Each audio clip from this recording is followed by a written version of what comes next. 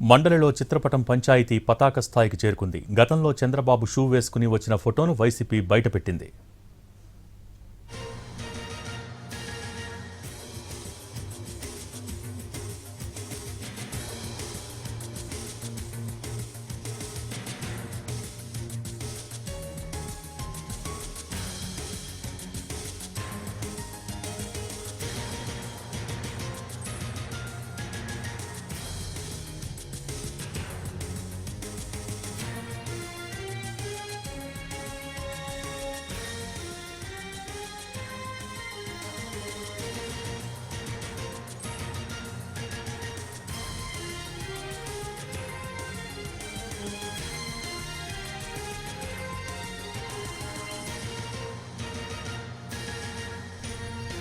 మండలిలో చిత్రపటం పంచాయతీ పతాక స్థాయికి చేరుకుంది. గతంలో చంద్రబాబు షూ వేసుకుని వచ్చిన ఫోటోను వైసీపీ బయటపెట్టింది.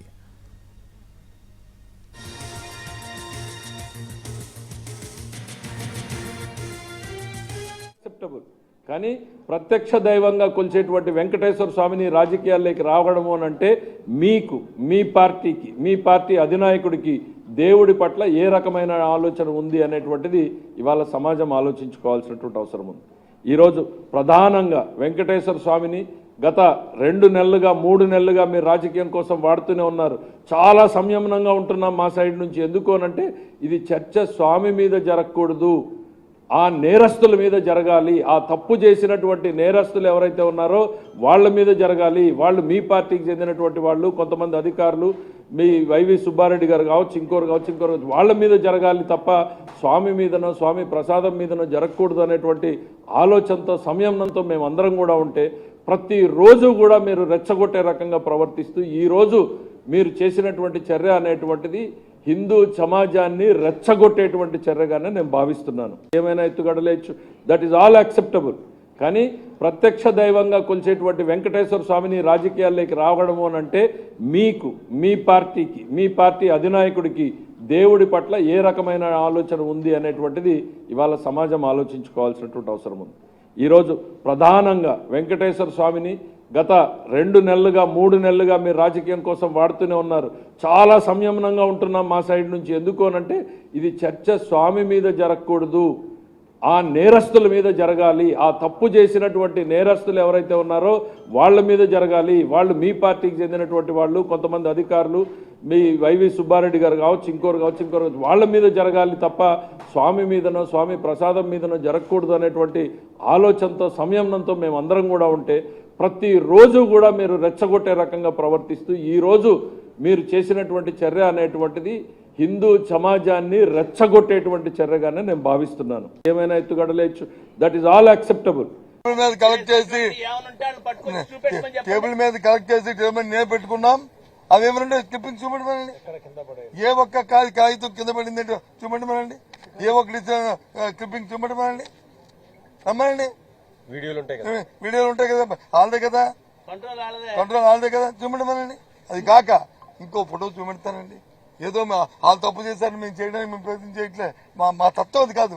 ఇదిగో ముఖ్యమంత్రి కాదు, ఇదిగో వెంకటేశ్వర స్వామి ఫోటో, ఇదిగో కాళ్ళకి బూట్లు, ఇదిగో మెడలో దండ చూడండి, చేతిలో ఫోటో వెంకటేశ్వర స్వామి ఫోటో చూడండి. దీన్ని ఏమంటారు ఆలోచించండి. ఏమంటారు చెప్పండి. మేము వచ్చి చంద్రబాబు నాయుడు గారు పనిచేశారు కదా, మేము కూడా చేస్తామని చెప్పడానికి తయారుగా లేము. అది వాళ్ళ తాలూకు ఆలోచన, వాళ్ళ బుద్ధి మీద కలెక్ట్ చేసి ఆ దేవదేవుడైన వెంకటేశ్వర స్వామిని, ఈ కలియుగ దైవమైన వెంకటేశ్వర స్వామిని రాజకీయాల్లోకి ఎవరు లాగారు అని మేము అడుగుతూ ఉన్నాం. ఎంతసేపు కూడా వీళ్ళ డైవర్షన్ పాలిటిక్స్ ప్రతి సందర్భంలో కూడా అమలు చేస్తూ ఉండే పరిస్థితి మనం చూస్తూ ఉన్నాం. గత సంవత్సర కాలంగా ఆ స్వామిని రాజకీయాల్లోకి లాగడమే కాకుండా సుప్రీంకోర్టు కూడా వీళ్ళకి చేవాట్లు వేసిన అయినా సిగ్గు లేకుండా ఫ్లెక్సీలు వేశారు. ఆ స్వామి ఫోటోలు వేసి లడ్డూ మీద తప్పుడు ప్రచారం చేసి వీళ్ళు ఫ్లెక్సీలు వేసిన పరిస్థితి ఈ రాష్ట్ర ప్రజలు ఎవ్వరూ కూడా మర్చిపోలేదు. మరి వీళ్ళు క్షమాపణలు అంటున్నారు కదా, అలాంటి తప్పుడు ప్రచారం చేసినందుకు, తప్పుడు ఫ్లెక్సీలు స్వామివారి ఫోటోతో పాటు వేసినందుకు వీళ్ళు ఈ రాష్ట్ర ప్రజలకి, ఆ స్వామివారికి క్షమాపణ చెప్పాలి. అసలు తిరుపతి లడ్డూకి వాడే నెయ్యిలో జంతు కొవ్వు ఉందని తప్పుడు ప్రచారం చేసిన చంద్రబాబు నాయుడు గారు అతని మంత్రులు ముందు క్షమాపణ చెప్పాలి. ఆ తర్వాత సుప్రీంకోర్టు వేసిన సిబిఐ దర్యాప్తు నివేదికలో జంతు కొవ్వు గాని, ఫిష్ ఆయిల్ గాని, పంది కొవ్వు గాని లేదు అని తేలాక ఇప్పుడేమో బాత్రూమ్ కెమికల్ అంటూ అది ఉంది అని చెప్పి తప్పుడు ప్రచారం చేస్తూ ఉన్నారు. అందుకు వీళ్ళు ఈ రాష్ట్ర ప్రజలకి క్షమాపణ చెప్పాలి. ఆ దేవదేవుడు ఏమైనా ఎత్తుగడలేచ్చు, దట్ ఈస్ ఆల్ యాక్సెప్టబుల్.